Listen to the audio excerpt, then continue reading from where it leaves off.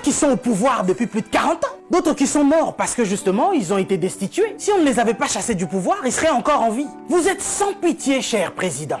Vous et vos dames de fer. Vos enfants, n'en parlons même pas. Ce sont des people. Vous êtes à l'image de vos parents. Mais vous qui gouvernez, qu'est-ce que ça vous coûte d'offrir des hôpitaux décents aux Africains? Vous savez, nous sommes ici en France. Les personnels soignants sont en crise, sont en larmes depuis des années. Ils crient au scandale de ce qui se passe dans les hôpitaux. Pour nous autres qui avons des membres de nos familles qui travaillent dans des hôpitaux, nous savons ce que c'est. Ils nous racontent l'enfer de ce qui se passe dans les hôpitaux français. Mais du moins, nous avons des hôpitaux décents. Mais nous crions à la crise sanitaire. Mais en Afrique, c'est comme si c'est maintenant que vous vous réveillez. Je n'arrive pas à dormir. Je me vois mal aller dormir sur mon lit. Alors que je pense à tout ce continent africain qui est en deuil. Et ça, depuis, je me dis, mais cette épidémie, cette pandémie, si ça devait toucher le petit peuple, qu'est-ce que nous allons devenir? Mais Africains, laisse-moi te dire que nous avons vaincu toutes ces épidémies.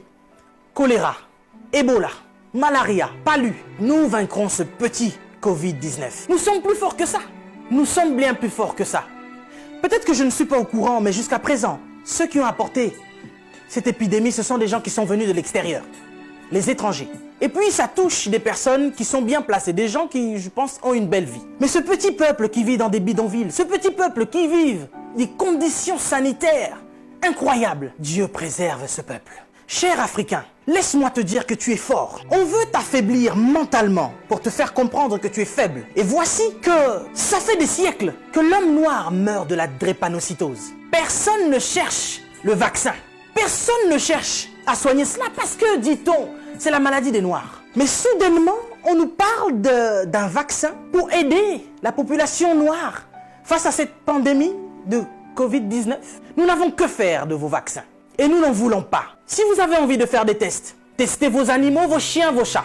L'homme africain n'est pas un animal. Nous ne sommes pas des cobayes de vos labos pour que vous commenciez vos tests sur nous. Ça fait des siècles que vous nous testez. Ça fait des siècles que vous nous faites souffrir. Depuis que vous avez découvert que le continent africain était le jardin d'Éden, vous ne voulez pas nous lâcher. Nous souffrons, mais nous sommes en train d'enrichir plusieurs. Nous mourons de faim alors que nous nourrissons plusieurs. Quelque chose m'a fait rire il y a quelque temps. 23 Italiens retrouvés clandestinement sur un port nigérian. Ah, depuis quand l'Italien rentre clandestinement au Nigeria? Parce que vous voulez aller vous réfugier en Afrique maintenant? Il n'y a pas très longtemps, sur vos côtes, vous chassiez les migrants de vos côtes. Votre Premier ministre a dit qu'il ne voulait plus. Il en avait marre de cette invasion africaine sur ses sols.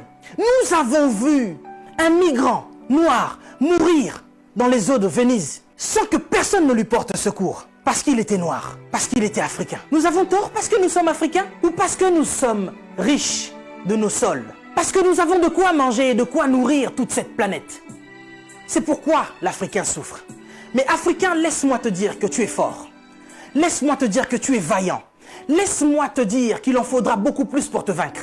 Ils ont essayé de nous décimer par l'esclavage. Ils n'ont pas pu, nous sommes encore là. Et plus nombreux que jamais. Et nous sommes plus résistants que jamais. Parce que tous ces microbes auxquels nous faisons face chaque jour ne réussissent pas à nous décimer. Ce n'est pas un Covid-19 qui va décimer le peuple noir. N'ayez pas peur, tel est mon message. Je vous invite, chers Africains, à devenir beaucoup plus forts.